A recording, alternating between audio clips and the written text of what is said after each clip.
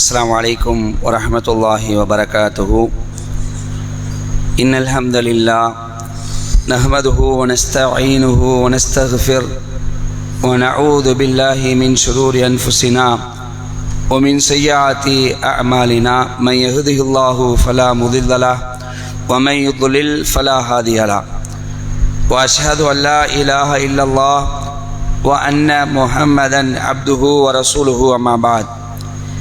கண்ணியத்திற்கும் பெருமதிப்பிற்கும் உரிய எல்லாம் அல்ல அல்லாஹுவின் அடியார்களே, அல்லாஹுடைய பேரருளால் சுபஹுடைய தொழுகையை கூட்டாக நிறைவேற்றக்கூடிய பாக்கியத்தை பெற்றவர்களாக அல்லாஹுடைய மார்க்கத்தை அறிந்து கொள்ள வேண்டும் என்ற எண்ணத்திலே நாமெல்லாம் தற்பொழுது இங்கு அமர்ந்திருக்கின்றோம். இந்த நல்ல சந்தர்ப்பத்திலே ஏகத்துவ இமாம் இப்ராஹிம் அலைஹிவஸல்லம் அவர்களுடைய வாழ்க்கையிலிருந்து பெறக்கூடிய படிப்பினைகளை நாம் தொடர்ச்சியாக பார்த்து வருகிறோம். அந்த வரிசையிலே ஒவ்வொரு தந்தையும் தங்களுடைய பிள்ளைகளுடைய விஷயத்தில், தங்களுடைய வழித்தோன்றர்களுடைய விஷயத்தில் எவ்வாறு கண்ணும் கருத்துமாக இருக்க வேண்டும் என்பதற்கு இப்ராஹிம் நபி அவர்கள் மிகப்பெரிய ஒரு பாடம், மிகப்பெரிய ஒரு படிப்பினையை இப்ராஹிம் நபி என்ன செய்கிறாங்க, நமக்கு காட்டித்தராங்க. நாம் வாழக்கூடிய இந்த காலகட்டத்தில் நம்மை அல்லாஹ் ரப்பல் ஆலமீன் முஸ்லிம்களாக ஆக்கி வைத்திருக்கின்றான். இது பெரும் பாக்கியம். அதே போன்று நம்முடைய பிள்ளைகளையும் அல்லாஹ் ரப்பல் ஆலமீன் இஸ்லாத்தில் இருக்க செய்கின்றான் என்று சொன்னால் அது மிகப்பெரிய பாக்கியம். அதே நேரத்தில் நாம் நம்முடைய பிள்ளைகளை அவர்கள் வாழக்கூடிய காலகட்டத்தில் இந்த மார்க்கத்தை விட்டு அவர்கள் தடம் புரண்டு விடக்கூடாது, வேறு ஒரு சித்தாந்தத்தை நோக்கி போய்விடக்கூடாது, மார்க்கத்தை கண்டும் காணாமல் இருந்துவிடக்கூடாது. எந்த அளவுக்கு என்று சொன்னால் அவர்கள் மரணிக்கக்கூடிய தருவாயில் கூட இந்த இஸ்லாத்தை உறுதியாக பின்பற்றக்கூடிய ஒரு நிலையில் அவர்கள் இருக்க வேண்டும் என்பதை ஒவ்வொரு பெற்றோரும், குறிப்பாக தந்தைமார்கள் என்ன செய்யணும், இந்த விஷயத்தில் ரொம்ப கவனமாக இருக்கணும். அதைத்தான் இப்ராஹிம் அலைஹிஸ்ஸலாம் அவர்கள் நமக்கு மிகப்பெரிய ஒரு பாடமாக நடத்தி சென்றிருக்கிறார்கள். அல்லாஹ் ரப்பல் ஆலமீன் திருமறை குர்ஆன்ல இப்ராஹிம் அலைஹிஸ்ஸலாம் அவர்கள் சம்பந்தமாக பேசும் பொழுது 14வது அத்தியாயத்தில் 35வது வசனத்தில் அல்லாஹ் பேசுகிறான்.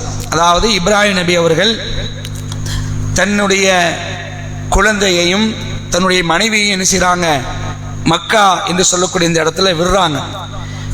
விடக்கூடிய அந்த நேரத்தில் அவர்கள் அல்லாஹ்விடத்தில் ஒரு பிரார்த்தனை செய்தார்கள். என்ன பிரார்த்தனை செஞ்சாங்க, அல்லாஹ் அதை சொல்லி காட்டுறான். வ இது கால இப்ராஹிமு ரப்பிஜ்அல் ஹாதல் பலத ஆமினா ஒஜுனுபுனி வ பனிய அன் நஅபுதல் அஸ்னாம். இப்படி இப்ராஹிம் துவா செய்கிறாங்க. என்ன துவான்னு கேட்டிங்கன்னா, என் இறைவனே, மக்கா எனும் இவ்வூரை இந்த இடத்துல நான் விட்டுட்டேன், மக்கா எனும் இந்த ஊரை பாதுகாப்பு அளிப்பதாக நீ ஆக்குவாயாக, இந்த பூமியை அபயமளிக்கும் பூமியாக நீ ஆக்கியா அல்லாஹ் அப்படின்னு செய்கிறாங்க. இப்ராஹிம் நபி துவா செய்கிறாங்க. சொல்லிட்டு அல்லாஹ்விடத்தில் அடுத்தது அவங்க கேட்குறாங்க, என் இறைவா, என்னையும் என் வழித்தோன்றர்களையும் சிலைகளை வணங்குவதை விட்டு நீ பாதுகாப்பாயாக. சுப்ஹானல்லாஹ். சிலைகளுக்கு எதிராக பிரச்சாரம் செய்தவர் இப்ராஹிம் அலைஹிஸ்ஸலாம். சிலைகளுக்கு எதிராக துடிப்போடு விவேகத்தோடு பிரச்சாரம் செய்தவர்கள் இப்ராஹிம் அலைஹிஸ்ஸலாம் அவர்கள். அந்த இப்ராஹிம் என்ன செய்றாங்க, இறைவா, என்னையும் என்னுடைய வழித்தோன்றர்களையும் சிலைகளை வணங்குவதை விட்டும் நீ பாதுகாப்பாயாக, தூரமாக்குவாயாக, பக்கம் கூட போயிடக்கூடாது, இப்படி கேட்குறாங்க. அதை விட்டும் எங்களை தூரமாக்குவாயாக என்று இப்ராஹிம் நபி அவர்கள் கூறியதை நபியை நீங்கள் நினைவூட்டுவீராக என்று நினைச்சான் சொல்லி காட்டான். தொடர்ச்சியாக இப்ராஹிம் நபி கேட்குறாங்க. எப்படி கேட்குறாங்க, ரப்பி இன்னஹுன்ன அதுலல்ன கசீரம் மினன் நாஸ். என் இறைவனே, இவை மக்களில் அதிகமானவர்களை வழிகெடுத்து விட்டன. இந்த சிலைகள் இருக்கா இல்லையா, இதைத்தான் நோக்கி நிறைய போறாங்க. இவை அதிகமானவர்களை வழிகெடுத்து விட்டன. ஃபமன் தபிஅனி ஃபஇன்னஹு மின்னி வமன் அஸானி ஃபஇன்னக கஃபூருர் ரஹீம். அவங்க சொல்றாங்க, எனவே யார் என்னை பின்பற்றுகிறாரோ அவரே என்னை சேர்ந்தவர், யாரேனும் எனக்கு மாறு செய்தால் அப்போது நீயே மன்னிப்பு மிக்கவன், நிகரிலா அன்பாளன். என்ன செய்றாங்க, இப்ராஹிம் நபி துவா செய்கிறாங்க. இதில் என்ன பார்க்கணும்னு சொன்னால், நானும் சரி, என்னுடைய பிள்ளைகளும் சரி, என்னுடைய வழித்தோன்றலும் சரி, இஸ்லாம் அல்லாத வேறு ஒரு கொள்கைக்கு போய்விடக்கூடாது. குறிப்பாக சிலைகளை வணங்கக்கூடியவர்களாக ஆகிவிடக்கூடாது. யா அல்லாஹ், அதை விட்டு எங்களை தூரமாக்குவாயா என்ன செய்யறாங்க, துவா செய்யறாங்க. அப்ப நாம என்ன செய்யணும், இந்த துவா செய்யணும். சரி, துவா செய்வதோடு முட்டுடலாமா? துவா தான் செஞ்சுட்டோம் அல்லாஹ் கிட்ட, அல்லாஹ் பார்த்துக்குவான்னு அப்படி இருந்தாங்களா? அப்படி இல்லை. தங்களுடைய பிள்ளைகளிடத்தில் பிரச்சாரம் பண்ணிக்கிட்டே இருந்தாங்க. தங்களுடைய பிள்ளைகளிடத்தில் இந்த மார்க்கம் சம்பந்தமாக அல்லாஹ் தான் இறைவன் என்பதை அழுத்தமாகவும் திருத்தமாகவும் ஆணித்தரமாகவும் சொல்லிக்கொண்டே இருந்தார்கள். அதையும் அல்லாஹ் என்ன செய்றான், குர்ஆன்ல ஒரு இடத்துல சொல்லி காட்டான். சூரத்துல் பக்கரால நீங்க பார்க்கலாம், 132வது வசனம். இப்போ நாமெல்லாம் என்ன செய்வோம், நம்ம பிள்ளைங்க இஸ்லாத்தில் தான் இருக்கிறாங்க, அவங்க அது பாட்டுக்கு போயிடுவாங்க அப்படின்னு நினைப்போம். சொல்லிக்கிட்டே இருக்கணும், இஸ்லாம் தான் உண்மையான மார்க்கம், அல்லாஹ் தான் உண்மையான கடவுள், அவனை விடுத்து நீங்க என்ன செஞ்சிடக்கூடாது, வேறு எங்கேயும் போய்விடக் கூடாது என்பதை அவ்வப்போது சொல்லிக்கிட்டே இருக்கணும். அது அல்லாஹ் குர்ஆன்ல சொல்லி காட்டுறான். 2வது அத்தியாயம் 132ல, ஓ வஸ்ஸா பிஹா இப்ராஹீம பனீஹி ஓ யாக்கூப யா புனைய யா பனிய இன்னல்லாஹ ஸ்தஃபா லகுமுல்லதீன லகுமுத்தீன ஃபலா தமுத்துன்ன இல்லா வன்தும் முஸ்லிமூன். இப்ராஹீமும் யாக்கூபும் தங்களுடைய பிள்ளைகளுக்கு அறிவுறுத்தினார்கள். இப்ராஹீமும் யாக்கூபும் தங்களுடைய பிள்ளைகளுக்கு அறிவுறுத்தினார்கள். என்ன அறிவுறுத்தினார்கள்? என் பிள்ளைகளே, இப்படி கேட்கிறாங்க, யா பனிய, என் பிள்ளைகளே, உங்களுக்காக அல்லாஹ் இம்மார்க்கத்தை தேர்வு செய்துள்ளான். இந்த இஸ்லாம் இருக்கா இல்லையா, இந்த மார்க்கத்தை அல்லாஹ் உங்களுக்காக தேர்ந்தெடுத்துள்ளான். எனவே நீங்கள் முஸ்லிம்களாகவே தவிர மரணிக்க வேண்டாம். யாருக்கு? தங்களுடைய பிள்ளைகளுக்கு சொல்றாங்க. பிள்ளைகள் இஸ்லாத்துல தான் இருக்கிறாங்க, அவங்களும் நபிமார்களாக தான் இருக்கிறாங்க. ஆனால் என்ன சொல்றாங்க, நீங்கள் முஸ்லிம்களாகவே தவிர மரணிக்க வேண்டாம் என்ற செய்தியை அழுத்தமாக திருத்தமாகவும் சொல்லிக்கொண்டே இருந்தார்கள் என்பதை இந்த வசனங்கள் நமக்கு பறைசாட்டுகின்றன. அன்புக்குரிய சகோதரர்களே, நாம் என்ன செய்வோம், நம்முடைய பிள்ளைகளுடைய விஷயத்தில் கவனமாக இருப்போம். இந்த மார்க்கத்தை பின்பற்றக்கூடிய விஷயத்தில் நம்முடைய பிள்ளைகளுடைய அந்த கண்காணிப்பை நாம் எப்பொழுது என்ன செய்யணும், உறுதிப்படுத்தி கொண்டே இருக்கணும். ஏன்னா அல்லாஹ்வும் ஒரு இடத்துல நமக்கு சொல்லி காட்டுறான். என்ன சொல்றான்?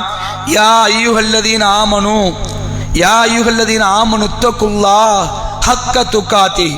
ஈமான் கொண்டவர்களே, இறை நம்பிக்கை கொண்டோரே, நீங்கள் அல்லாஹ்வுக்கு பயப்படுவதாக இருந்தால் எப்படி பயப்படணும்? பயப்பட வேண்டிய முறைப்பிரகாரம், அஞ்ச வேண்டிய முறைப்பிரகாரம் அஞ்சு கொள்ளுங்கள் சொல்லிட்டு அல்லாஹ் சொல்றான். இதே வார்த்தை தான் இப்ராஹிம் நபி யாக்கூப் நபிக்கும், யாக்கூப் நபி பிள்ளைகளுக்கு சொன்னாங்களே இல்லையா, அதைத்தான் அவங்க சொன்னாங்க. அல்லாஹ் சொன்னதை தான் அல்லாஹ் இங்க சொல்லி காட்டுறான். ஒலா தமுத்துன்ன இல்லா வன்தும் முஸ்லிமூன். நீங்கள் மரணிக்கும் பொழுது முஸ்லிம்களாக இல்லாம மரணிச்சிடாதீங்க, வேறு ஒரு கொள்கையில என்ன செஞ்சிடாதீங்க, மரணிச்சிடாதீங்க. ஏன் அப்படி மரணித்தீர்கள் என்று சொன்னால் நாளை மறுமையில மிகப்பெரிய ஒரு நஷ்டத்தை நீங்கள் சந்திப்பீர்கள். அல்லாஹ் குர்ஆன்ல இன்னும் சொல்லி காட்டுறான், இன்னத்தீன இந்தல்லாஹில் இஸ்லாம். அல்லாஹ்வால் ஒப்புக்கொள்ளப்பட்ட ஒரே மார்க்கம் இஸ்லாம் தான். அந்த இஸ்லாம் அல்லாத வேறு ஒரு வழியை, வேறு ஒரு கொள்கையை ஒருத்தர் ஏற்றுக்கொண்டு அதன் அடிப்படையிலேயே வாழ்ந்து அதன் அடிப்படையிலேயே மரணித்து நாளை மறுமையில் என்னை சந்திப்பாரானால் அந்த கொள்கை என்னால் தள்ளுபடி செய்யப்படும். ஒரு காலம் என்ன செய்ய மாட்டேன், ஏற்றுக்கொள்ளவே மாட்டேன். அவருக்கு நிரந்தரமான நரகத்தை நான் வேதனையாக கொடுப்பேன் அல்லாஹ் என்ன செய்றான், குர்ஆன் சொல்லி காட்டான். ஆக அன்புக்குரிய சகோதரர்களே, இப்ராஹிம் அலைஹிஸ்ஸலாம் அவர்கள் தங்களுடைய பிள்ளைகள் விஷயத்தில், தங்களுடைய வழித்தோன்றல் விஷயத்தில், இந்த மார்க்கம் சம்பந்தமான விஷயத்தில் அவர்கள் எப்படி இருக்க வேண்டும் என்பதை கண்ணும் கருத்துமாக இருந்தார்களோ அதே போன்று நாமும் என்ன செய்வோம், இருக்கக்கூடிய நிலை ஏற்படுத்துவோம். ஏன் இதை பார்க்குறோம்? இன்னைக்கு உள்ள சூழ்நிலை நீங்கள் பாருங்களேன். பிள்ளைகள் வேற வேற எங்கெல்லாமோ போயிடுறாங்க, காலேஜுக்கு போகிறாங்க, படிக்கிறதுக்கு போகிறாங்க, வேற ஒரு சூழ்நிலைக்கு அவங்க தள்ளப்படுகிறார்கள். அப்படி தள்ளப்படக்கூடிய நேரத்தில் அவர்கள் வேறு ஒரு கொள்கைக்கு மாறிவிடுகிறார்கள். எப்படி? சாதாரணமாக ஒரு பிள்ளையை நேசிக்கிறான் அல்லது ஒரு பையனை நேசிக்கிறான். இப்படி நேசிக்கக்கூடிய நேரத்தில் அவனைத்தான் நான் கரம் பிடிப்பேங்கிறான், அவனைத்தான் நான் கரம் பிடிப்பேன்னு சொல்கிறான். அப்படி சொல்லும்போது அவன் என்ன செய்யறான், வேறு கொள்கையில் இருக்கிறான். அப்போ அவங்க சொல்கிறாங்க, நீ இங்கே வந்தா தான் நான் உன்னை முடிப்பேன் அப்படிங்கிறான். போயிடுறாங்களே.